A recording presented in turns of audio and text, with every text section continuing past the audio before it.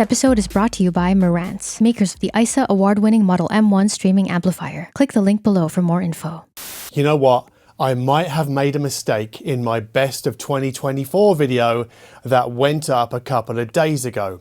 Because in that video, I said that Google Maps didn't work on the Moondrop MIAD-01 smartphone. Heck, I even emailed Moondrop about this issue in mid-December, and they told me that a fix was still in the works.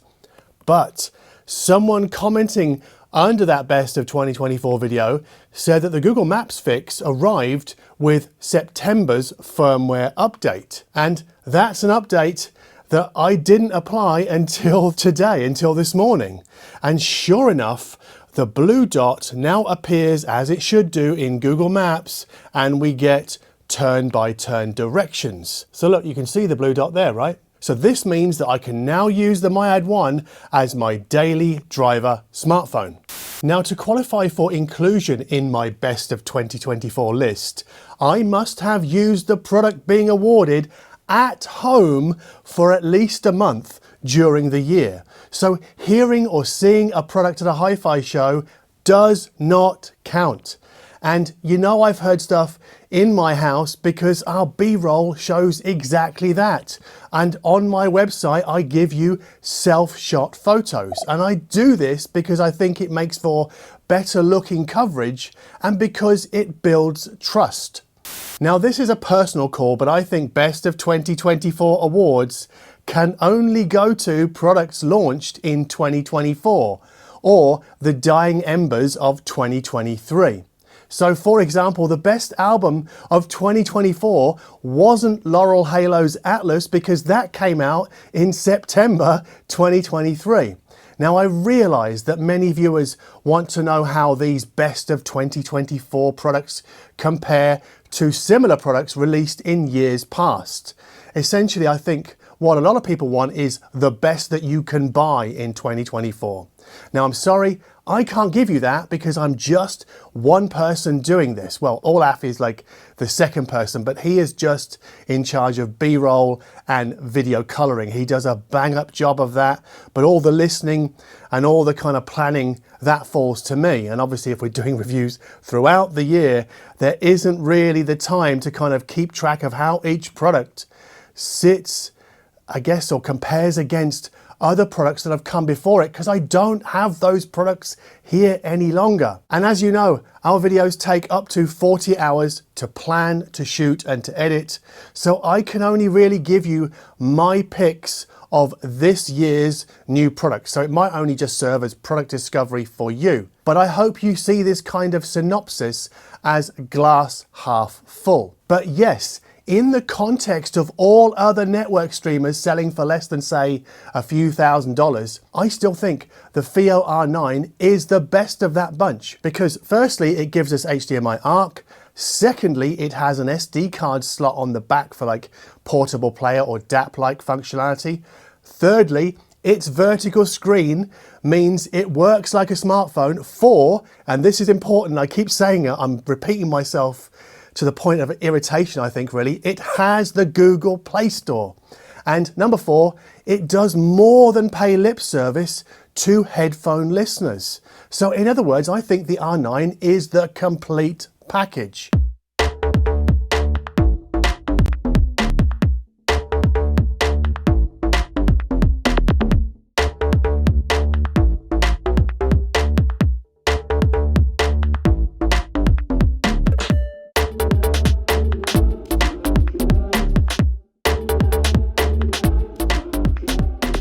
Now, I don't think 2024 was necessarily a banner year for hi-fi innovation.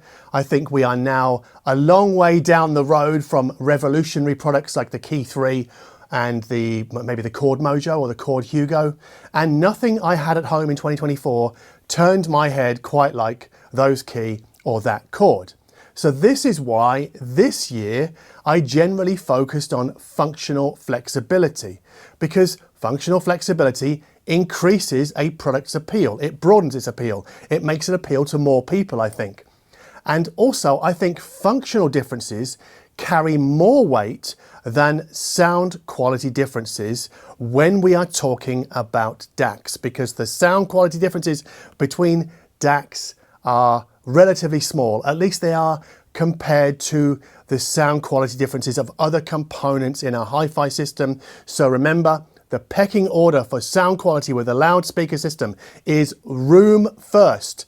No question, room is what we hear the most of when we're listening through loudspeakers, and then second place goes to the loudspeakers themselves, then the amp, then the DAC. So my 2024 product of the year, the FiiO R9, is what I consider to be the most functionally flexible streaming DAC out there right now. So it will do more for more people than, say, any Blue Sound or Cambridge Audio device, because those devices don't let us install any apps. And the FiiO does more out of the box than an Eversolo or a Hi-Fi Rose, because it gives us the Google Play Store. And that therefore means we can install Roon Arc and get access to the OPRA headphone EQ. Now, with its crazy low price, the Wim Ultra did come close this year, but it doesn't do app installs either, and it doesn't do headphones in any really meaningful way. So headphones allow us to sidestep how our room heavily colors the sound of our loudspeakers. Now, I know I have to be kind of careful saying all of this, because I'm already kind of knee deep into why not territory. So what I mean by that is when people ask, why didn't that other product, John, make it to your best of 2024 list?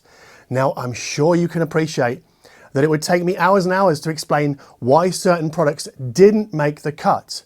And can you imagine how long it would take me to make a 2-hour video?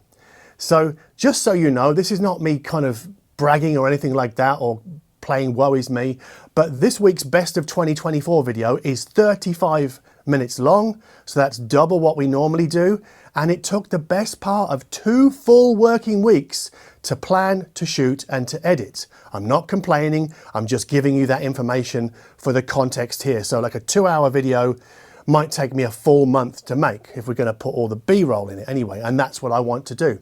I take pride in the production quality of my videos.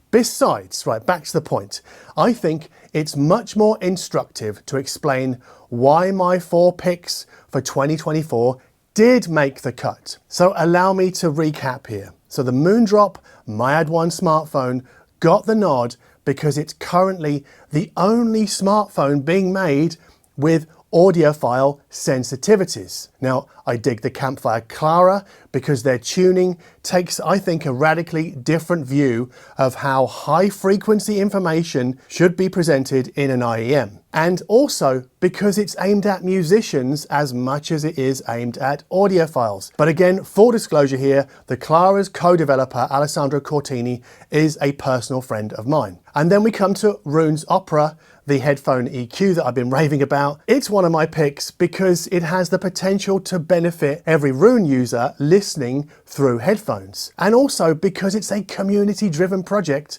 that can be adopted by any music streaming or playing app, and also because it's developing quickly. So only 3 days ago, an update came down the pipe that extended the pool of profiles or presets beyond the Auto EQ database. So now it pulls from Oratory 1990s database of measurements, and it tells us which compensation curve is in play for Oratory 1990s measurements. So I think that's useful. Now I know that these products won't be best for everyone because, as we know, as I've said in a YouTube short earlier this year, there's only really best for you. There is no absolute best. So you might reasonably ask, why do I use the word best in my video titles? Now, that's because the YouTube audience is dominated by people who want short and fast answers. They're not interested in the journey, they only want to know about the destination. So I call this shortcut culture. And best, I think, is the ultimate shortcut, right? So putting best in a video title helps a video cut through the noise. And why wouldn't publishers like me want as many people as possible to read or watch what we have to say about a given hi-fi product. And no, it isn't clickbait if the video largely substantiates the title. So if the video comes good on the title in the main. And every hi-fi YouTuber or writer that I've ever spoken to knows the power of best in a title. In fact, it's become a bit of a joke among publishers. Essentially, we use best because we know more of you will click into or onto our content. And we will continue to use best as long as you keep clicking it. So Happy New Year, everyone, and may 2025 be the best year yet for you. Anyway, if you like this video, you know what to do, and hit us up on Patreon if you'd like access to playlists for each video going back, I think, 4 years now. And as always, thank you ever so much for watching.